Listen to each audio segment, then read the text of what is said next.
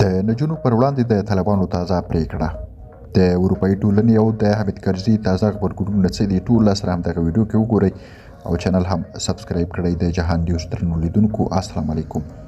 اروپایي ټولنې نن په یو بیان کې د طالبانو دا پریکړه چې په طبیعي زده کړو مؤسسو کې د نجونو او ښځو پر زده کړو بندیز لګولی دی په کلکه وغندله او دا د بنسټیزو بشري حقونو یوه بله وحشتناکه سرغړونه وبلله.